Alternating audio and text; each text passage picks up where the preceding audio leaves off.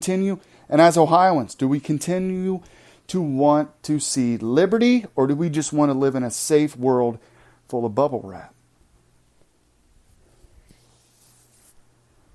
I don't know. Some people are probably listening to this going, Matt, you're off your rocker, bro. What are you talking about? And I get it, because I do ramble. But we're talking about family being able to control what happens at their house and government staying out of that. Government should not be a part of that. This bill was over 50 pages long, House Bill 123. That's already passed the House and now it's moving to the Senate. Should schools, take for instance a failing school that's got a failing record given to them by the state. They're already failing at education. Should they be conducting quote unquote investigations into families?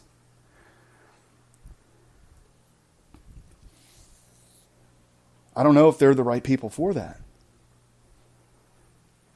I don't. There are some folks, this bill provides, or it tells schools that they have to conduct certain amount of training. They have to allow the school to be open to different police departments to conduct training, live training.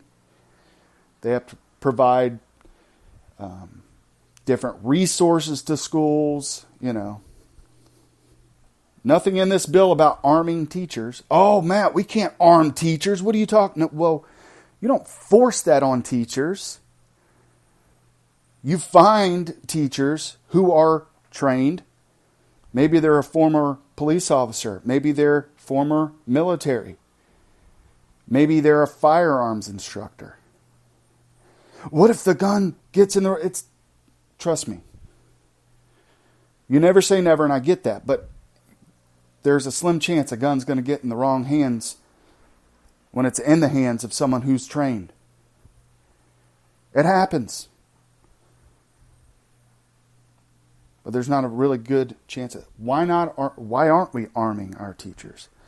Matt, House Bill 123 doesn't say anything about guns. Read it.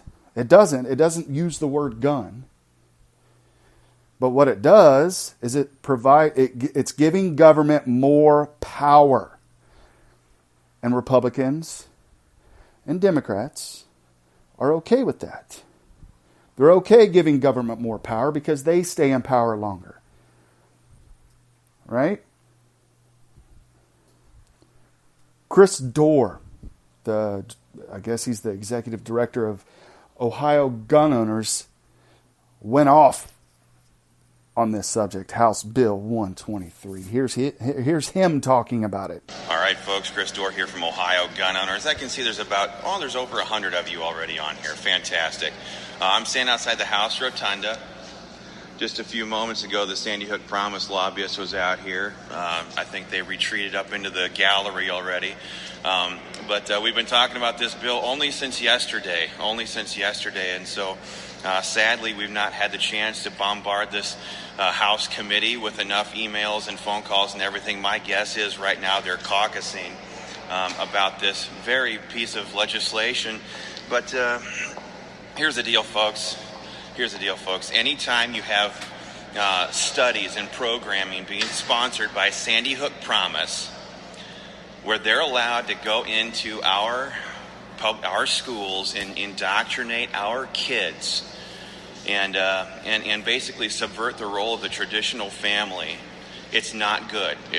So I'm sure there's a lot of people saying, oh, the word gun doesn't even appear in this piece of legislation. That's one common email that we've been getting from a couple of haters on our Facebook page in the last couple of hours. But it doesn't need to be. Any program being run by Sandy Hook Promise, anytime they're trying to get into schools and indoctrinate your kids, this legislation should be shut down unceremoniously. I don't think that's what their House Republican caucus is going to do here today. So, with every lemon, there's the opportunity to make lemonade. What is going to happen here today, if they vote this thing out, is that they are going to have to go on the record, and I'm talking lots and lots of Republicans who campaign as being pro-gun, they're going to have to go on record today and vote yes or no on a bill that directly benefits one of the most nasty gun control organizations in the entire country, quite frankly. All you need to do is go on Sandy Hook Promise's website, and you will see right there all of their action alerts where they are urging Congress to push universal background checks, where they are urging Congress to pass magazine bans, where they're doing all these different things. They're doing that all the time. And so whatever indoctrination program they're trying to get, they're trying to be authorized via this bill to teach here in the state of Ohio, you can guarantee that they will not be teaching about liberty and freedom. What they will be teaching these kids to do is start snitching on each other in order to create this a great, big, huge anti-gun utopian nanny state. Well, I don't know what's going to happen here today. I've posted the link in the comment section. Continue to burn these people down. I'm sure there's a lot of lobbyists and media in here. They always give me the stink eye. Of course, I'm not here to make friends with these losers. I'm here to fight for you guys. So make those phone calls, send those emails right now if you possibly can to your state legislators, your state representatives in particular. If the link does not work for you, it's because we are targeting only Republicans right now. We're targeting only Republicans with this action alert. It's Republicans who are going to have to go on record for this gun control bill if this is going to pass. So the good news about today is we're going to get a chance to flush a lot of these cockroaches out into the light, and they're going to have to say yes or no if they're really pro-gun or whether they're really anti-gun rhinos just campaigning as pro-gun during election time. I'm really excited about it. I hope they do the right thing and kill this legislation. I love the stink eyes that I get in here. See, people don't like it when people just speak the truth in buildings like this. They want all the lies and deceptions to be relegated to the back doors, the back rooms, the smoke, the bars that they all go to at night and stuff around here. But guys, I'm holding the camera this time instead of having it on a monopod, so it's starting to get a little shaky. Share this video all over the place and start pounding your Republican state representatives and tell them to vote no on House Bill 123.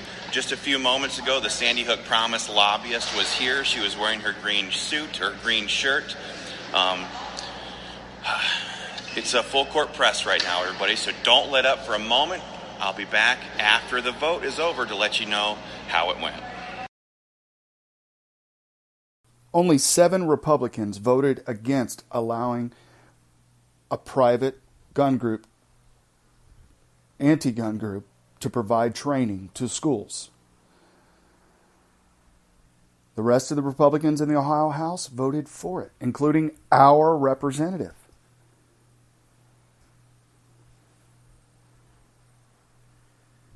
Is that keeping our kids safe?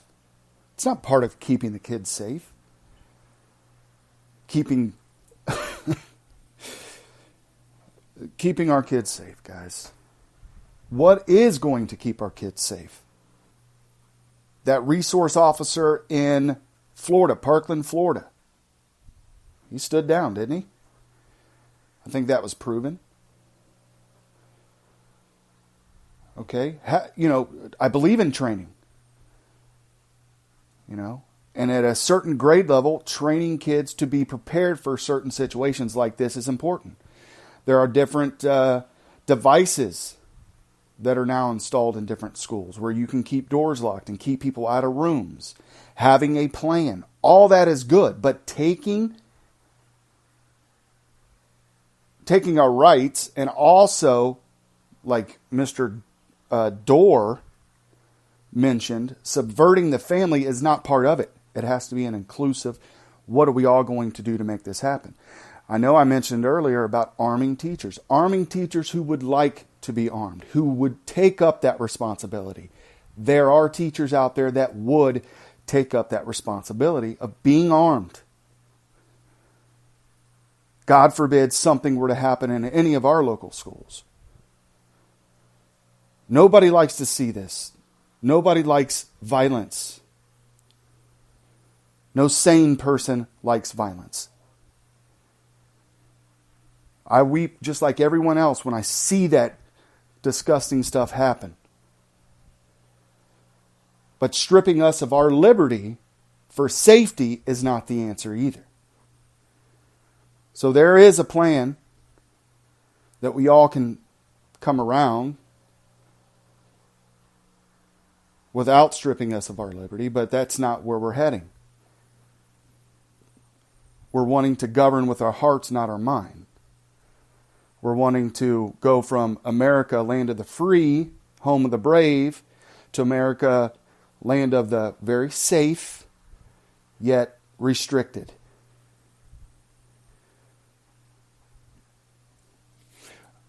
I'm going to end the podcast here in just a second, but I wanted to talk about something else. Gun violence on a separate end. There was a female police officer, you may have heard this, where she went into the wrong apartment and murdered a man in his own apartment, thinking she was in her apartment, right? We heard about that on the news. Something that brings chills to my arms is the forgiveness of that man's brother. The man who was murdered, his name was, I believe it was Botham Jean. His brother was testifying and talking about this situation. I'll play that here in a minute. The forgiveness should spread throughout all of us. The forgiveness in this man's heart. And it comes from God. He believes in God. He believes that God is our Lord and Savior. And he, so much so, he has a tremendous amount of forgiveness in his heart. And he said this: I don't want to say twice or for the 100th time what you've or how much you've taken from us. I think you know that. But I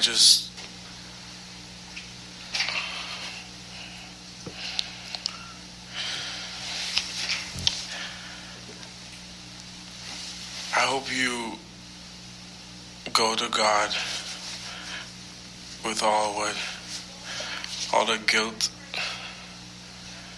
all the bad things you may have done in the past. Each and every one of us may have done something that we're not supposed to do. If you truly are sorry, I know I can speak for myself. I forgive you. And I know if you go to God and ask Him, He will forgive you.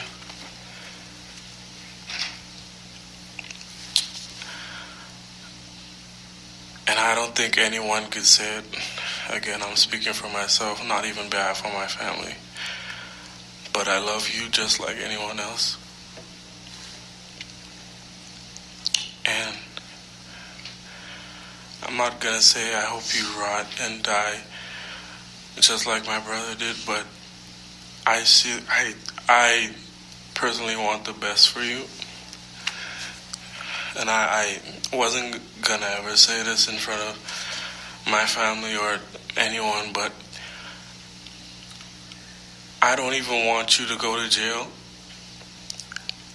I want the best for you. Because I know that's exactly what both of them would want you to do. And the best would be give your life to Christ. I'm not going to say anything else. I think giving your life to Christ would be the best thing that both of them would want you to do. Again, I love you as a person. And I don't wish anything bad on you.